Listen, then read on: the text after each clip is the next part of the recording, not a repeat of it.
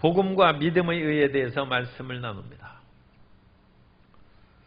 목마른 사람에게는 물을 줘야 되고 물에 빠진 사람은 물에서 건져내줘야죠. 삶의 비탄과 질병과 두려움과 죽음의 위협에 처한 사람에게는 치료와 생명을 전해야 되는데 이 치료와 생명을 전하는 것이 복음입니다. 그러므로 이 세상의 수많은 사람들에게 복음은 가장 절실한 것이 됩니다. 우리가 예수 그리스도의 복음을 증거하는 것은 단순히 예수 믿고 행복하게 되고 또 우리는 전도의 사명을 받았기 때문에 전도하는 그런 정도로 그쳐서는 안 됩니다. 복음은 생명의 문제고 빵을 먹지 않으면 죽는 것처럼 복음을 받아들이지 않으면 그야말로 멸망받을 수 없다는 그러한 사명감과 긴박감과 절실함을 가지고 우리가 복음을 전하고 하나님의 생명을 함께 나눠야 될 줄로 믿습니다. 사도 바울이 복음을 증거하는 것은 그러한 절박함을 가지고 지금 로마 교인들에게 얘기하고 있는 것입니다. 로마는 이방인의 수도입니다. 그 당시 지중해 세계의 수도요 가장 큰 도시입니다.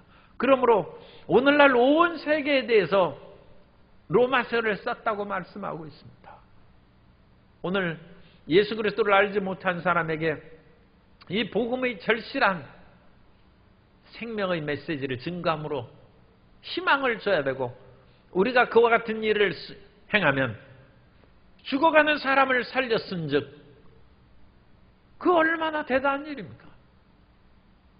어떤 사람이 죽을 그런 지경에 처했는데 그 사람을 살려내면 그 은혜를 평생 잊지 못할 것입니다.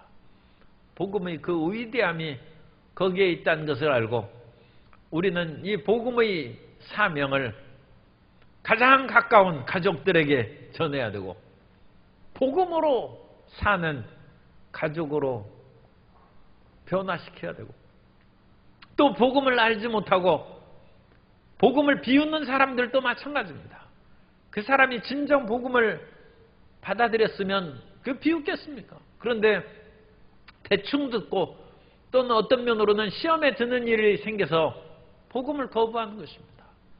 그러나 복음만큼 생명의 떡이요 생수인 것이 없으므로 그 절실한 마음을 가지고 우리가 나아갈 때 우리는 수많은 사람에게 생명을 구하는 위대한 사명을 수행할 수 있고 인생에 가장 가치 있는 보람을 얻게 되는 것입니다. 어떤 나이 든 친구가 그런 말을 했어요. 자기 나름대로는 상당히 그래도 자기가 좀 똑똑하고 공부도 하고 돈도 좀 있고 그랬는데 전혀 엉뚱한 데서 실망을 느꼈어요. 어떤 실망을 느꼈느냐? 그 사람이 60이 이제 60이 넘었는데 전번에 노태우 전 대통령이 돌아가셔서 장례 의원들이 수백 명이 신문에 딱 났어요. 그런데 거기에 자기 이름이 없다 이거예요. 아, 내가 인생을 헛살았구나. 자기 나름대로 상당히 그와 같이 그래도 열심히 있고 웬만큼 지도자적 위치에 있다고 생각했는데 국가의 그런 중대사 노태우 전 대통령이 문제가 아니라 국가장이라는 것이죠. 국가장의 그런 명단에 자기 이름이 들어가지 않은 것을 보면 자기는 그와 같이 별로 이름난 사람도 아니고 중요한 사람도 아니고 내가 과연 지금 이 시대에도 이름이 빠졌는데 10년 뒤, 100년 뒤에 자기는 자취도 없이 사라질 것이 아닌가.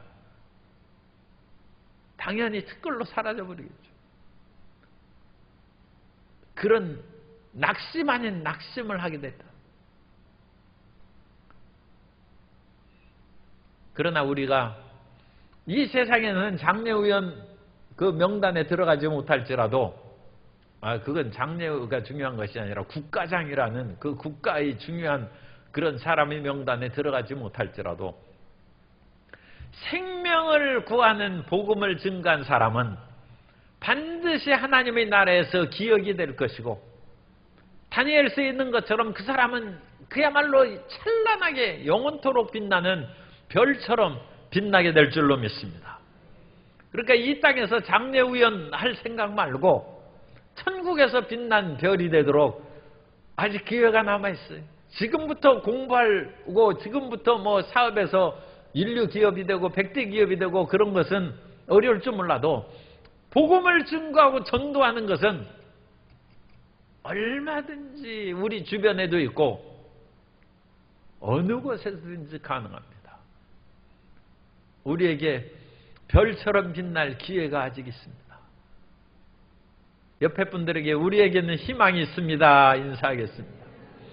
별처럼 빛날 희망이 있습니다. 그래서 사도 바울은 지금 이와 같이 로마에까지 가서 복음을 증거하려고 그와 같이 얘기합니다. 그래서 이 복음을 증거하러 로마에 방문하기 원하는 그 이유는 자기가 거기에서 뭐 유명히 여김받고 대접받으려고 돈 벌러 가는 것이 아니라 그 사람들에게 생명의 복음을 증거하기 위한 것이다. 요즘에 사용하는 그런 그 말로 최라는 그런 단어가 있어요. 최고 사랑, 최애. 그 한자 용어이기 때문에 우리 옛 말에 있는 단어입니다만 요즘에 그것은 일종의 신조어가 되어서 자기가 가장 좋아하는 연예인을 최애라고 그렇게 합니다. 그리고 이번에 일본의 우사미 린이라는 젊은 작가예요. 22살밖에 안 됐어요. 그런데 일본에서 2021년 1월에 최고 문학상인 아쿠타카와 상을 수상했어요. 그래가지고 50만 부 이상 팔린 베스트셀러 작가입니다. 그런데 그 책 이름이 오시모유인데, 일본말로 오시모유인데 우리말로 타오르다 라는 그런 이름으로 번역되어서 출간이 됐습니다. 가장 좋아하는 연예인, 가장 사랑하는 그 마음으로 불타오르는 것입니다. 그래서 그런 불타오르는 연예인은 그 연예인이 CD 음악 가수라든지 배우라든지 그런 사람이겠죠. 그러면 그 가수가 낸 음반 CD는 여러 장 사는 거예요. 심지어 돈이 많으면 1, 20장 사서 자기의 사랑하는 친구들한테, 사람들에게 나눠주는 거예요. 이 좋아하는 가수의 노래를 들으라. 그리고 배우면 그 사람이 나오는 영화는 빠짐없이 가서 다 보는 것이고, SNS에서 무슨 좋아요라는 것이 있으면 무조건 그걸 누르는 것이. 그런데 이 일본 작가가 쓴 그 주인공이 그렇게 사랑하고 따르는 그 사람이, 배우가 자기 팬들을 폭행을 했어요. 그래가지고 그런 나쁜 짓을 하다니 해서 사람들은 비난하고 그러는데도 이 사람은 완전 그 사람 팬이고 그 사람에게 마음을 뺏겼기 때문에 그런 얘기도 들리지 않아요.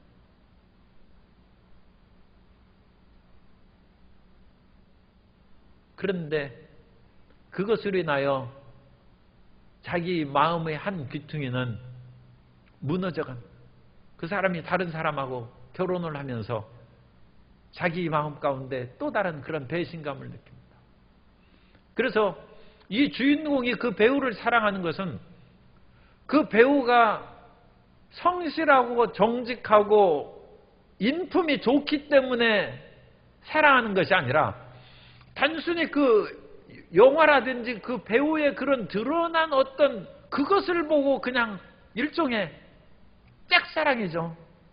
그 사람의 심성이 좋고 나쁜 거 그런 것도 잘 알지도 못하면서 무조건 그렇게 사랑하고 무조건 따르는데 결국 그 사람이 형편없는 성품의 소유자인 것을 알고 그 마음이 무너져 내립니다. 사람이 어떤 사람을 만나고 싶어하는 그 절실한 마음이 있어도 상대방에 대해서 정확한 지식이 없이 그냥 자기 그런 상상의 사랑으로 그 사람을 사모하고 그 사람을 찾아갈 수 있습니다. 어떤 사람은 시골에 가서 공기도 좋고 시골에 있는 그런 자연환경 꽃 피고 그런 것에 대해서 좋아하는 사람이 있지만 반대로 시골 가기를 싫어하는 사람이 있어요. 시골은 지저분하고 퇴비 냄새도 나고 불편하다는 도로도 깨끗하지 못하고 요즘에는 아스팔트를 맨발로 가는 사람, 걷는 사람은 없어도 산길이나 이런 길은 맨발로 걷는 사람이 많아요. 그래서 이 흙이 사람의 몸에 건강에 좋다고 그렇게 생각하기 때문에 그런데 사실 도시에서 산 사람들은 그 흙이 더러운 것으로 생각합니다. 아스팔트는 깨끗하고 시멘트 바닥은 깨끗하고 그 모든 것이 단정한데 흙은 지저분하고 더러운 것으로 생각합니다. 그러니까 시골에 대해서도 가서 인상이 좋은 사람이 있고 나쁜 사람이 있고 왜 이리 지저분하고 퇴비 냄새는 가득하냐. 그래서 시골이 마음에 안 든다 그럴 수가 있고 또 어떤 사람은 이거야말로 자연이고 그래서 신발을 벗고 맨발로 황토길을 걸어가는 것이죠. 그리고 여기저기 피어있는 이름 모를 그런 꽃들을 보고서도 마음의 기쁨과 감격을 우리가 어떤 측면으로 사물을 바라보고 사람을 바라보느냐에 따라서 완전히 그 사람에게 대한 인상이 달라지는 것이죠. 사도 바울은 로마에 있는 교인들을 그 사람을 실상을 모르면서 헛된 그런 사랑을 하는 것은 아닙니다. 로마 교인들에 대해서 정확한 지식을 알고 있는데 그것은 그들이 믿음을 가지고 있는 백성이다. 그래서 로마에 있는 사람들이 다른 여러 가지 일들로 말미암아 조금 잘못한 그런 것이 있을지 몰라도 사도 바울은 믿음이 온 세상에 전파되는 그 한 가지 측면을 바라보고 로마에 가기를 사모하는 거죠. 우리가 이 세상을 살아갈 때는 항상 그 사람의 좋은 면, 빛밝은 것을 바라보고 그 사람을 대하고 그 사람을 사귀는 삶을 살게 되시기 바랍니다. 모든 것이 다 좋은 사람은 거의 없고 모든 것이 다 좋을 수 없습니다. 그러나 그 사람에게 있어서 믿음이 있고 소망이 있고 사랑이 있다. 그리고 그 사람이 성품이 정직하고 진실한 면이 있다. 그런데 다른 면으로는 부족한 것이 많이 있을 수 있습니다. 돈도 없을 수 있고 권력도 없을 수도 있고 외모가 좋지 않을 수도 있고 여러 가지로 불리한 것이 많이 있을지라도 그 사람에게 있는 보다 더 영적이고 하나님에게 해당하는 성품이 있다면 그것을 바라보고 그 사람을 사모하는 것은 그건 올바른 사랑이고 사도 바울이 그런 마음으로 로마에 가기를 원하고 있다는 것입니다. 그리고 사도 바울은 그 마음을 가지고 로마에 가서 신령한 은혜를 나눠주기를 원한다고 했습니다. 자기가 복음을 들고 그 사람에게 가서 이 세상에서 돈 벌게 하는 그와 같은 방법을 가르쳐 주는 것이 아니라 요즘에는 무슨 특별 어떤 지도자들이 무슨 아카데미나 특별 강연을 하면 어떻게 하면 주식 투자를 잘하고 이 세상에서 어떠면 암의 치료라든지 당뇨병을 고치고 질병에서 벗어나는 그런 일에 대해서도 얘기하고 그런 사람들을 특별 강의합니다. 그런데 사도 바울이 가지고 있는 로마 교인들을 만나서 전할 주제는 하늘의 신령한 그런 은사를 너에게 준다. 성령의 그런 은사를 생각할 수도 있죠. 그래서 말씀의 은사는 예언의 은사가 있고 방언의 은사가 있고 방언 통역이 있고 또 이 세상을 살아가는 그 일상적인 과학, 경제 그런 지식도 중요하죠. 필요합니다만 그런 것보다 이 세상을 뚫고 천국까지 바라볼 수 있는 지혜의 말씀의 은사와 지식의 말씀의 은사와 이 세상에서 아무리 부귀영화를 가지고 모든 것을 제공해 준다 할지라도 그 배후가 흑암의 세력으로부터 왔는지 아니면 정말 하나님께서 주신 축복인지 영분별의 은사, 이런 신령한 은사를 영원토록 유익하고 남는 그 은사를 나는 너희에게 나눠주기 위해서 너희를 보기를 원한다는 것입니다. 그런데 그것을 나눠주고 은혜를 베푸는 그 입장에 있어서도 사도 바울은 단순히 그들을 주입식으로 마치 무지몽매한 사람들에게 자기가 어떤 것을 주듯이 우월한 입장에서 얘기하지 않습니다. 나는 여러분들에게 신령한 은혜를 나눠줄 뿐만 아니라 여러분들의 믿음과 또 성도 사랑의 그와 같은 좋은 교제를 통하여 내 마음에도 위로와 안위를 받기 위함이다. 서양의 선교 정책이 한동안 실패를 한 것은 서양이 과학 문명으로 발전을 했습니다. 그래서 근대 서양 문명이 발전하면서 바다를 정복했습니다. 사실 콜럼버스가 미 대륙을 발견하고 또 온 세계에 대한 그와 같은 지구가 둥글다는 것을 그 서양 사람들이 서구 유럽 사람들이 그것을 발견함으로 말미암아 바다를 정복함으로써 이 모든 그런 국가의 물동량과 국가의 발전이 동양에서 서양으로 옮겨갔습니다. 그 시대부터는 지구를 정복하는 것이 서양이 됐어요.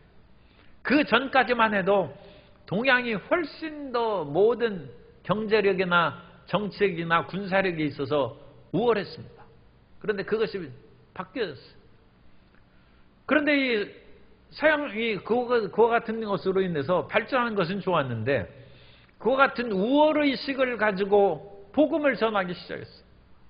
그래서 자기들은 복음을 증거하는 것이 어떤 혜택을 베풀고 미개하고 야만한 사람들을 개화시키는 것을 생각했어요. 물론 이 개화시키는 것은 서양의 문명으로 말미암아 개화되는 것이 많이 있었죠. 그러나 그것보다 더 중요한 것이 있어요.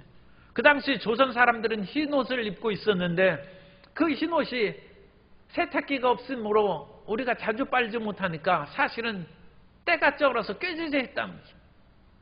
그러나 그런 꾀지지 할지라도 조선 사람들에게는 예의가 있고 염치가 있고 양반 정신이 있었어요. 그런데 문명이나 그런 것으로는 상당히 뒤지죠. 그러므로 자기들이 문명의 우월한 의식을 갖고 복음을 증거하면서 조선 사람들을 미개하고 야만 취급하는 그런 일이 생겼어요. 그래서 상대방에게 복음을 증거할 때 우월의식을 가지고 주입식으로 전파함으로 조금 지나다 보니까 그와 같이 선교하는 사람들이 우리를 무시한다는 것을 깨닫기 시작했어요. 그때부터 서양 선교가 실패하기 시작했습니다. 문을 닫기 시작했어요.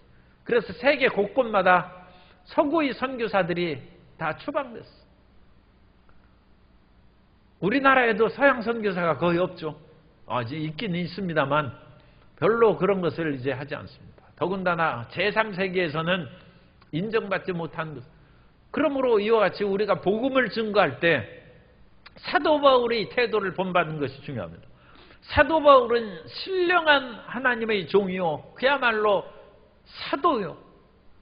부활하신 예수님을 보았고 또 사도 바울은 능력에 있어서도 말할 수 없는 그런 하나님의 큰 능력을 나타낸 사람인데도 불구하고 나는 여러분들에게 신령한 은사를 나눠줄 뿐만 아니라 여러분들에게 가서 안위를 받고 위로를 받는 힘을 얻고자 간다는 겸손함이 있었습니다.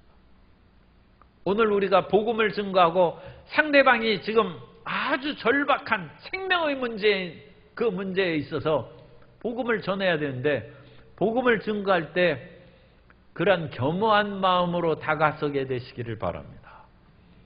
우리가 이미 예수님을 믿고 성령 받고 상당한 수준에 있다 할지라도 그 예수님을 안 믿는 사람을 우리가 끌어당기고 우리가 마음대로 할 수 있다고 생각하는 그런 교만함이 있다면 멀지 않아 그 속마음을 들킵니다.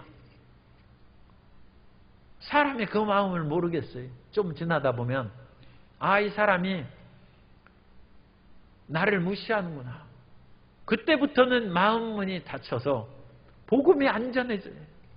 마치 예전에 서양 선교사들이 그 실패한 것을 그 사람들이 그것을 깨닫고 이제 상당히 겸손하게 다시 제3세기에 선교하는데 그 마음의 상처가 쉽게 사라지지 않아서 오늘날까지 서양 선교사를 받지 않겠다는 그런 지역들이 제법 많이 있어요. 그래서 동양 사람들이, 이 한국 사람이나 그런 사람들이 선교사로 많이 간 이유는 그 반작용으로 말미암아 같은 동양인 유색인종을 오히려 선교사로 환영하기 때문에 우리가 많이 나간 것입니다.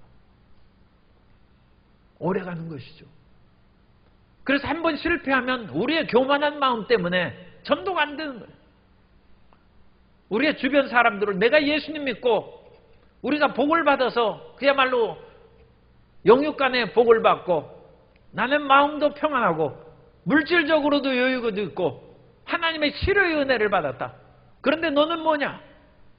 너는 마음이 곤고하고 스트레스에 가득하고 삶도 물질적인 여러 면에서 풍부하지 못하고 갖가지 질병으로 고통당하는데 그런데도 왜 예수님 안 믿느냐? 그건 그 사람을 윽박지르는 것이 되고 오히려 그 사람을 멸시하는 것이 되어서 오해를 일으킬 수 있다. 사도 바울처럼 겸허한 마음으로 이 피차, 이 복음을 증거할 때도 그 사람이 믿는 것을 통하여 우리에게 말할 수 없는 기쁨과 우리 마음의 믿음의 담대함을 또한 받을 수 있다는 그것을 생각해야 됩니다. 우리가 아무리 하나님의 은혜에 충만하다 할지라도 복음을 증거하고 전도의 열매를 거두지 못하면 영적인 면에 있어서 열매를 별로 거두지 못한 실패를 한 것이라고 생각할 수 있어요.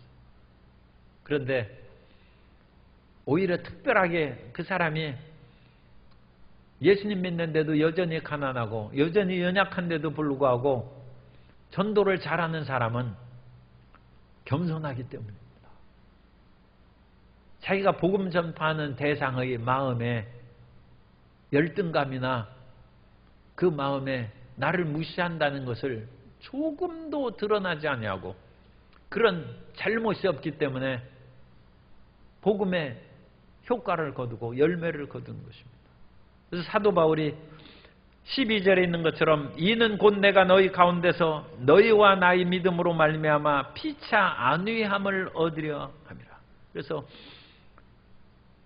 복음을 증거하는 것도 피차 안위함을 받는 것이다.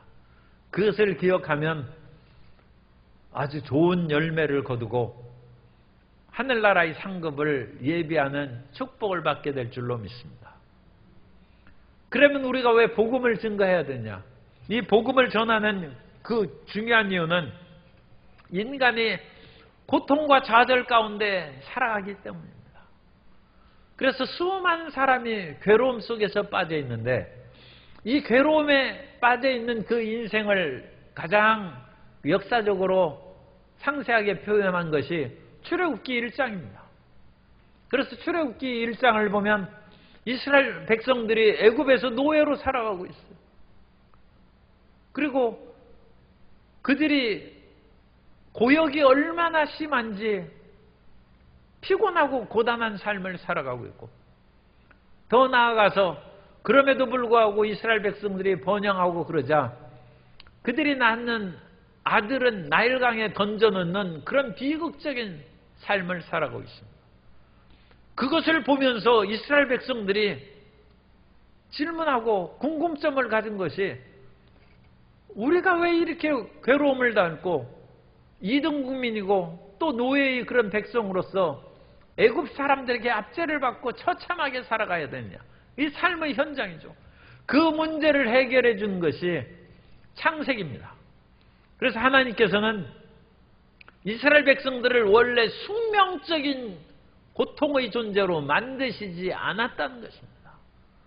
이스라엘 민족은 오히려 하나님의 축복받은 백성이라는 것을 설명해 준 것이 창세기입니다. 그래서 하나님께서는 창조시에 아담을 만드시고 그 아담에게 하나님의 형상을 불어넣어 주시고 또 하나님께서는 아담을 만드시고 모든 세계를 지으신 후에 하나님이 보시기에 심히 아름다운 세계로 만드셨다. 그것이 인간의 원래 상태고 이 세상의 원래의 상태라는 것입니다. 그래서 우리는 그것을 분명히 기억해야 됩니다. 우리가 이 세상에서 어떤 괴로움과 처참한 그런 상황에 빠져 있을지라도 하나님은 그렇게 우리를 만드시지 않았습니다. 그것은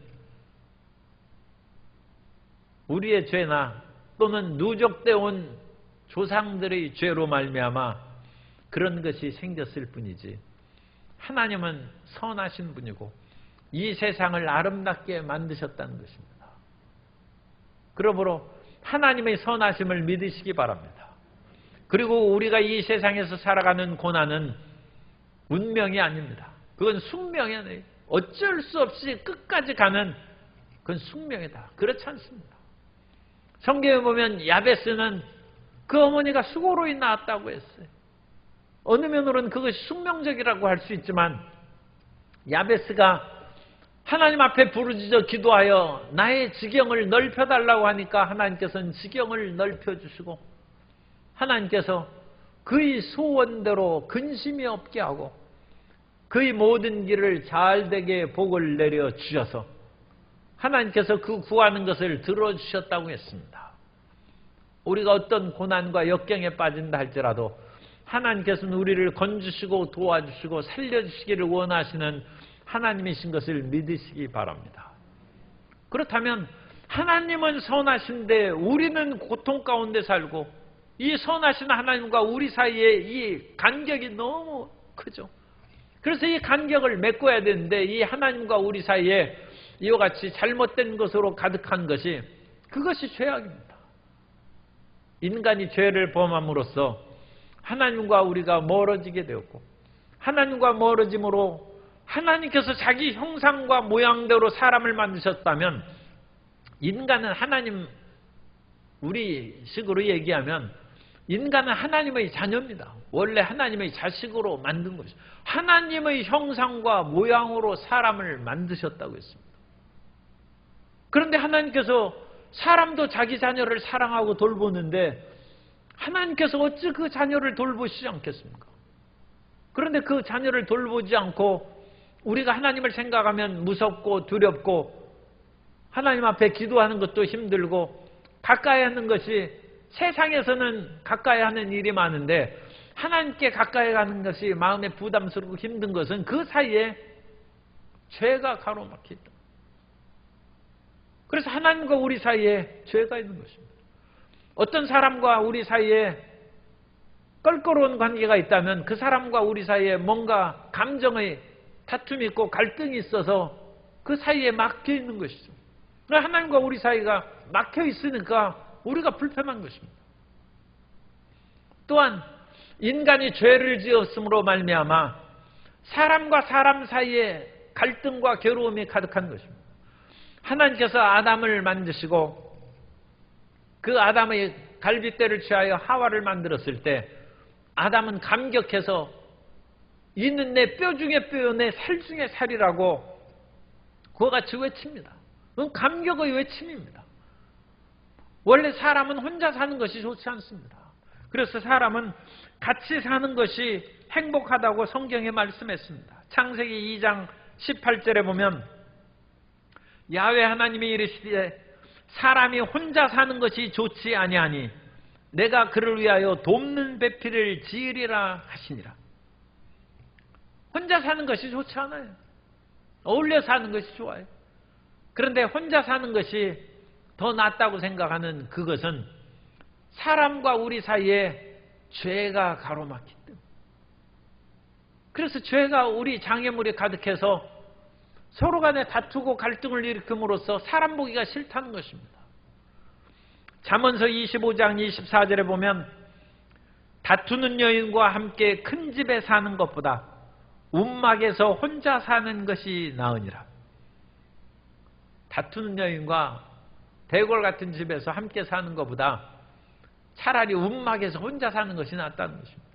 그래서 결혼 안 해. 그리고 사람보다 그냥 강아지나 키우고 고양이 키우는 것이 훨씬 낫다. 왜냐하면 사람은 너무 상처를 많이 줘. 그래서 고통이 많아요. 그런데 그것은 사람이 나쁜 것이 아니라 죄가 나쁜. 그래서 사람 사이에 죄가 너무 가득 찼어요. 그래서 이제 인간관계가 혐오스러워요. 사람 만나는 것이 혐오스럽고 죄를 두려워하는 것이 돼요.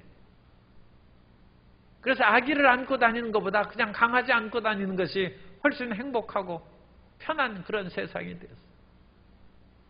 그리고 이 세상의 모든 일들이 인간이 아담이 죄를 짓고 인간이 죄를 지음으로 말미암아 어려운 일이 가득하게 됐어요. 아담과 하와가 죄를 지은 후에 다가온 것은 땅이 저주를 받았다는 것입니다. 내가 하나님의 명령을 어겼으므로 땅이 저주를 받았다.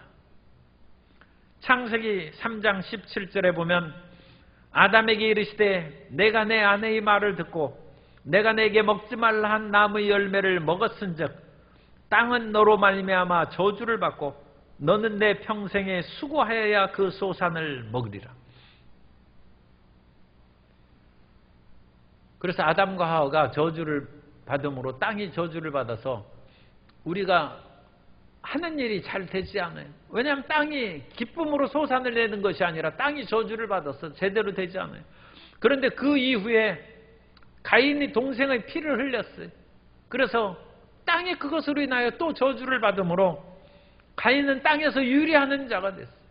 그런데 이와 같은 끊임없는 저주의 누적이 지금 인류 역사의 수천 년을 지나면서 계속 내려오는 거예요. 억울하고 고통당하여 죽은 사람들이 있는 그야말로 목매달아 죽은 사람이 있는 지역은 그 지역이 땅이 저주를 받습니다. 그래서 그 땅에 소산을 내지 않냐고 그 땅에 사는 사람들이 일이 잘 되지 않아요. 왜 사람을 괴롭히고 죽게 합니까? 그것도 결국은 죄 때문에.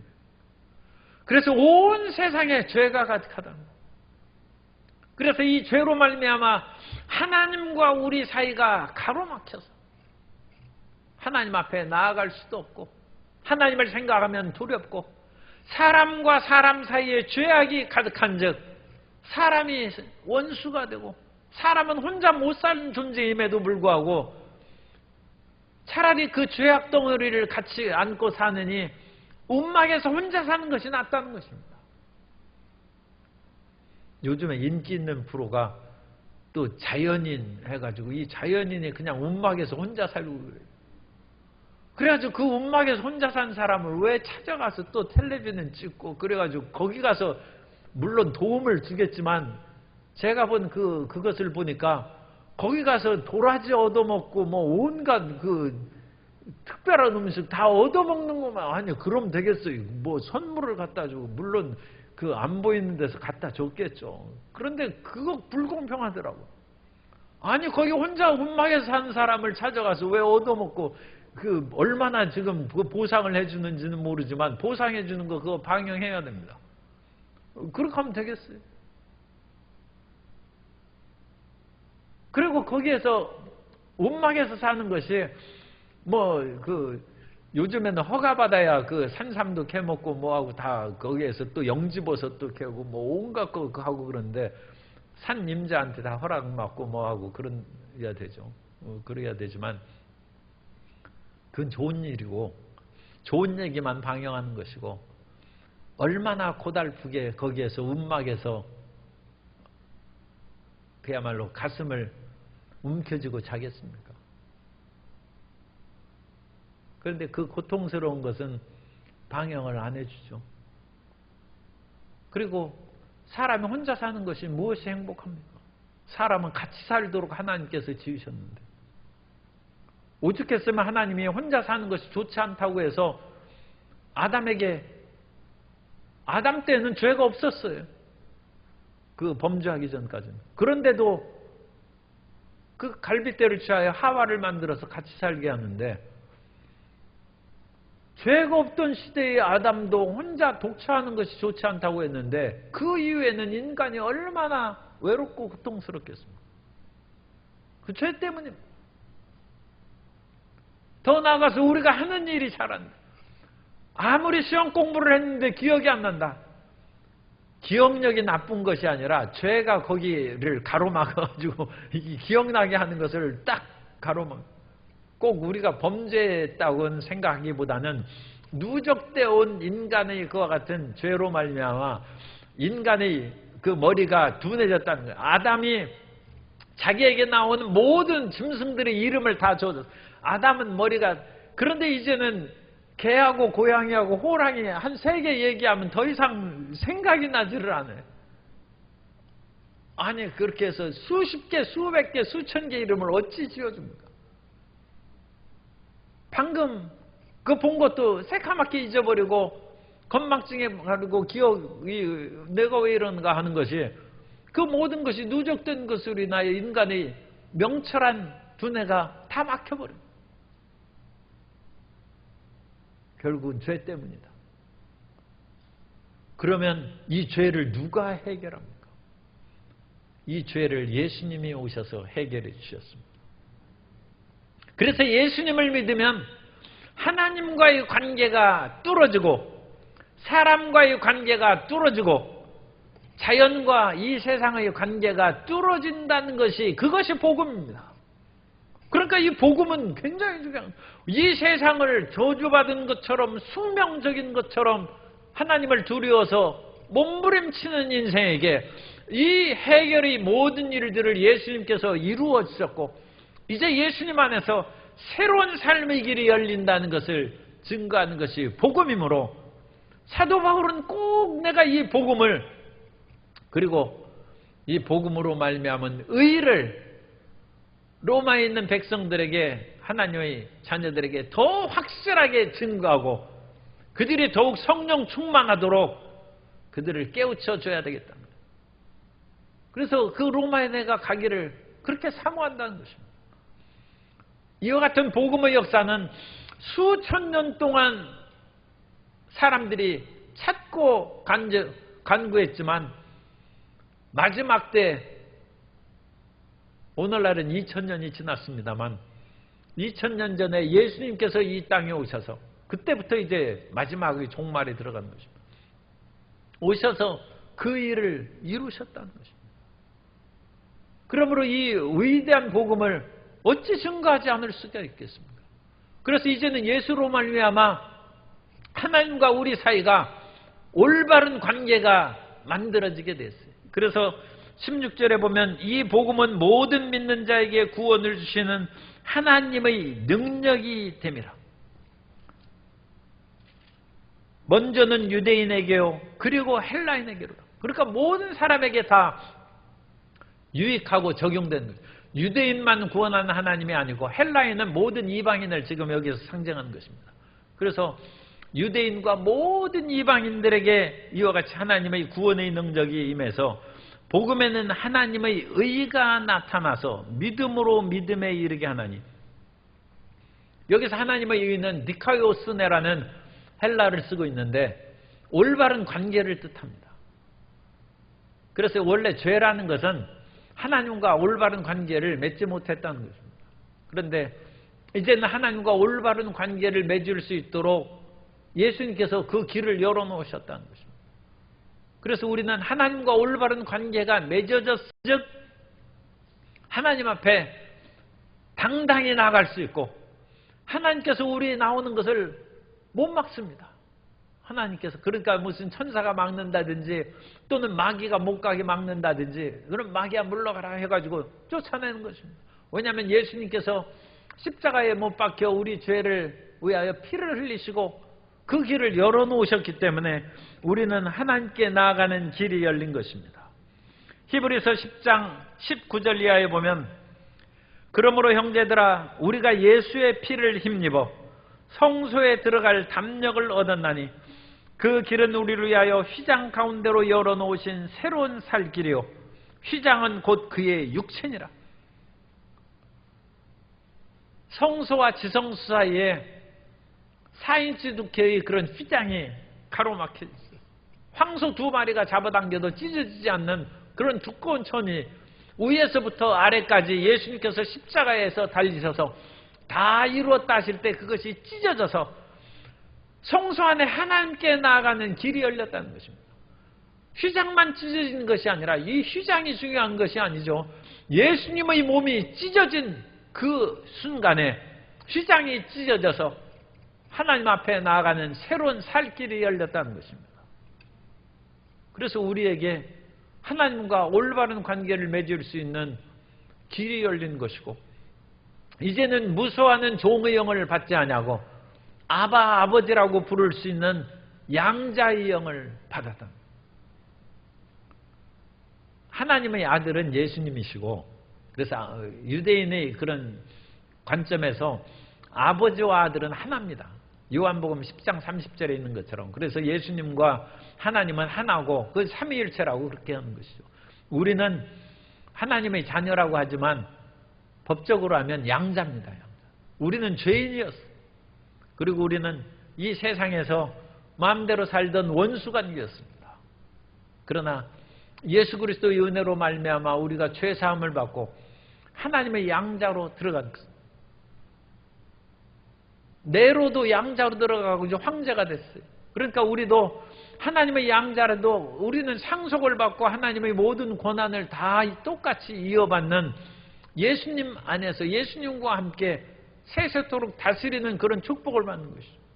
그러나 어쨌든 우리는 본질적으로 우리가 아무리 예수님 잘 믿어도 예수님과 똑같은 그런 아들은 아닙니다. 예수님은 하나님이시고 우리는 그 은혜로 구원받은 하나님의 자녀가 된 것입니다. 그래서 이제 하나님과 우리 사이에 올바른 관계가 맺었어요. 그러니까 기도할 때 마음에 뭔가 그 하나님 앞에 나아가는 것이 좀 힘들고 하나님의 뭐 눈치를 본다면 이상하고 어쨌든 나가는 것이 그렇게 당당하지 못하고 힘들어하면 내 마음에 그와 같이 불편함을 일으키고 하나님 앞에 기쁨으로 나가지 못하게 하는 흑암의 세력은 떠나갈지어다. 그래서 마귀 참소를 쫓아내야 돼요. 그리고 우리 스스로도 너는 예수님의 보혈로 말미암아 씻음받은 하나님의 사랑받는 아들이요 딸이다. 굳세고 담대한 마음으로 나아가자. 우리 마음을 또 그렇게 잘 달래고 다짐을 해야 돼. 그래서 하나님 앞에 보좌 앞에 담대히 나아가서 구하는 것을 다 얻는 하나님의 자녀들이 되시기를 예수님 이름으로 축원합니다. 그래서 그 영혼이 잘 되면 범사가 잘 되고 형통한 복을 얻게 됩니다. 그래서 우리는 영혼이 잘된 같이 범사에 달되고 강건하며 생명을 얻되 풍성히 얻는 은혜를 입는데 이것에서 또 우리가 이 짧은 시간에서는 지금도 시간이 벌써 많이 간 얘기를 길게 할 수는 없는데 그래도 오늘은 제가 꼭 말씀을 드려야 됩니다. 영혼이 잘 된다고 해서 반드시 범사가 다 이 세상에서 금방 잘 되는 것은 아닐 수 있습니다. 그래서 이 모든 것이 절대적인 연관관계를 맺는 것은 아니에요.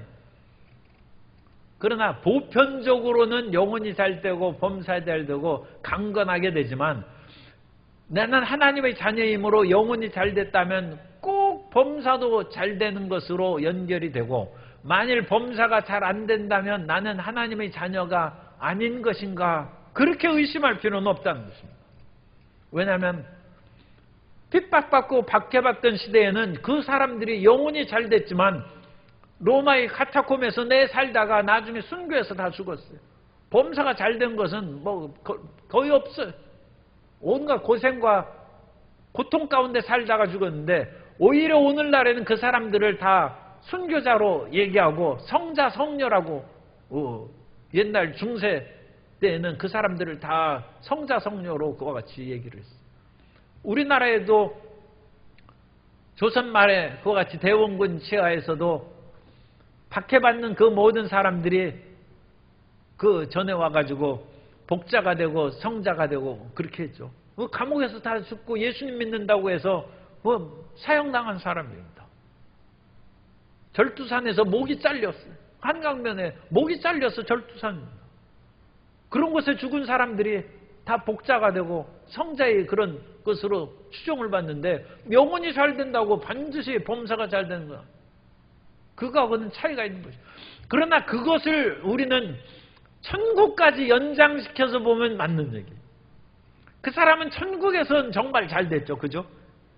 이 땅에서는 어린 나이에 죽었을 수 있어요. 그런데 오늘날에도 그렇습니다. 저 지금 저기 서남아시아에 있는 어느 나라에서 선교사가 복음을 전하고 있는데 지금 메일이 엊그제 왔어요. 그 내용은 거기에 있는 찬드라라는 그 여성이 그 힌두교를 믿는 사람이고 거기에서 이제 브라만 그의 계급이 있는 사람들의 동네에서 살고 있기 때문에 거기 다미짜끄라 신을 그렇게 숭배하고 그렇게 힌두 신인데 살았다. 그런데 남편이 돈 벌기 위해서 한국에 왔어. 그래가지고 한국에서 예수님을 남편이 믿었어요. 그래서 그 남편이 한국에서 예수님 믿고 돈도 많이 벌어왔는지는 그 얘기는 뭐 없어요. 그런데 어쨌든 간에 그래 한국에 와가지고 예수님 믿고 왔어요. 그래 자기 동네에서 이제 나는 예수님 믿는 것을 알렸나 봐요. 그리고 그 아내에게도 그 아내는 힌두교 신자예요. 날 때부터. 그런데 그 아내 보고 예수님 믿으라고 예수님 믿고 침례를 받으라고 그렇게 했는데 이게 웬일입니까? 남편이 중풍병 걸렸어요. 그래가지고 동네 사람들이 손가락질하기 시작했어요. 저 사람이 예수님 믿더니 중풍 걸렸다. 그런데도 불구하고 그 남편이 내가 병에 걸렸지만 당신은 그래도 예수님 믿어야 된다고 해서 그 선교사가 그 예수님 믿는 그 이유에 대해서 세미나를 하는데 거기를 참석했어요.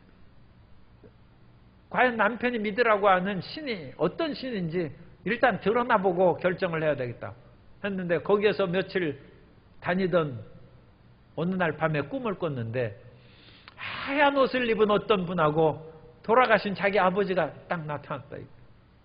그런데 자기가 돌아가신 아버지한테 절 안 하고 흰 옷 입은 분한테 절을 하더래요. 그거 알고 보면 그분이 예수님, 자기 영적으로 그건 깨닫는. 그래서 그때부터 예수님을 믿기 시작했어요.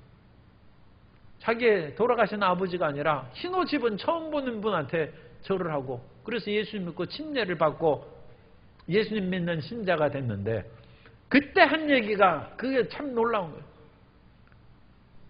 내가 예수님 믿고 보니까 힌두교를 믿거나 뭐 불교를 믿거나 기독교를 믿거나 중풍병 걸린 사람이 똑같이 있고 암 걸린 사람이 똑같이 있다는 것입니다. 그러나 중요한 것은 예수님을 믿으면 영원한 생명을 얻는다는 그것이 더 중요하다. 놀라운 보통 예수님 믿는 사람도 그런 말을 하고 깨닫기가 쉽지 않은데 예수님 믿은 지 얼마 되지도 않는 그 찬드라라는 그 여성분이 사진도 보내왔는데 이제 나이가 한 60에서는 되는 것 같아요. 그 말은 어느 종교를 믿거나 병에 걸리거나 중풍병 걸릴 수 있지만 그것 때문에 손가락하고 찌라고 뭐하고 탓할 것이 아니라 예수님을 믿어야 영원한 생명을 얻는 그것이 중요하다. 그것이 복음의 진수입니다. 복음의 진수. 그러나 하나님께서는 이 땅에서 예수님을 믿어서 영혼도 잘 되고 범사도 형통하고 강건한 복을 내려주시기를 주님 이름으로 축복합니다. 그러나 그것이 혹시 다가오지 않을지라도 영원한 천국에서는 반드시 치료되고 우리의 모든 삶에 고난받은 것이 다 해결되고 현재 받는 고난은 장차 우리에게 다가올 영광과 좋게 비교할 수 없다고 했어요. 그래서 이 땅에 범사가 형통하지 않고 고난받는다 할지라도 위대한 하나님의 축복이, 하나님의 영광이 천국에서 임할 것을 굳게 믿고 예수 그리스도로 말미암아 하나님과의 관계가 소통하고 예수님의 죄사함으로 말미암아 사람과의 관계가 뚫리고 모든 범사의 일에 뚫리는 하나님의 축복의 역사가 임하게 되시기를 예수님의 이름으로 축원합니다.